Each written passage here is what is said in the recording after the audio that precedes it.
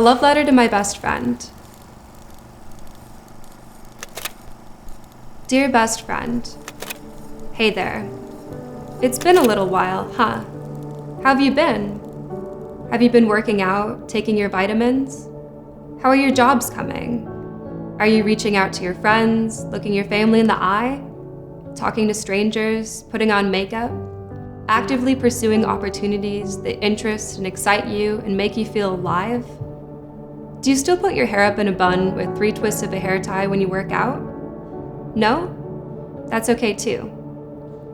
I know you don't remember me very well, but I remember you. I remember all of you.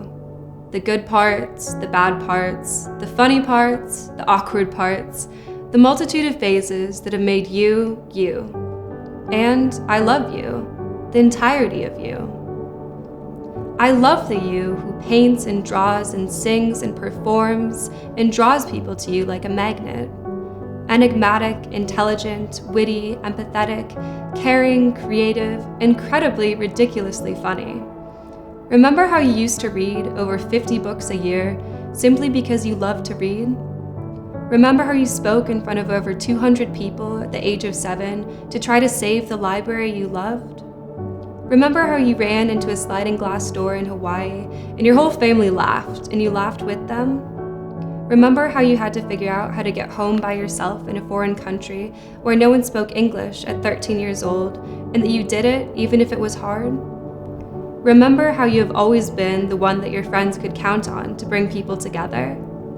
Remember how you started your own art club at a prestigious institution because you didn't fit in very well in college and wanted to make your own community? Remember how your life goal was and is to advocate and write about the importance of brain health because you know you almost gave up a few times and you don't want anyone else to ever feel the way you did, ever feel as completely, utterly alone, left without the capacity to speak and advocate for yourself? No? That's okay too. That's okay because I equally love the you who self-medicated with Netflix and TikTok, watching your tiny, cracked, smudged phone screen for over 12 hours a day, barely taking a break to eat or shower. That's okay because I love the you who either slept over 14 hours a day, the world too much to bear being awake for, or stayed up the whole night, watching the screen, consuming content until your brain became numb and rang all day, your thoughts replaced by the screens. That's okay because I know you. I know how hard it was to sit through your Zoom classes when all you could think of was how much you didn't want to be alive, how much you couldn't bear to speak in class because no thoughts were coming to your brain. I know you tried. You tried your best, your very best, and you made it through. You've made it through so many times and you'll make it through again. That's okay. You'll make it through again because I'm here. I'll always be here for you. Again and again, I will choose you. Again and again, I will cry and fight and advocate for you. Again and again, I will be the only person here for you at the end of the day, even when your friends and family repeatedly tell you that they're there for you and will do anything for you. Again and again, I will be the only person there. The only person who knows, truly knows who you are, not in spite of, but because of your struggles with brain health. The only person who can explain how you feel, how trapped you are within your own mind. How trapped you are in a system that writes off those who struggle mentally, calling them mentally ill, crazy, psycho, unstable, any number of terms that demean people who need help with the health of their brain, an organ just like any other in our bodies, who are worth far more than what their brain tells them, who are worth just as much as someone who has not experienced a complete shock to the system, a complete rewiring of the brain, a complete loss of self-worth, a complete loss of the desire, even, to get better. I understand that your emotions fluctuated between utter numbness or the deepest sadness you've ever experienced for months on end.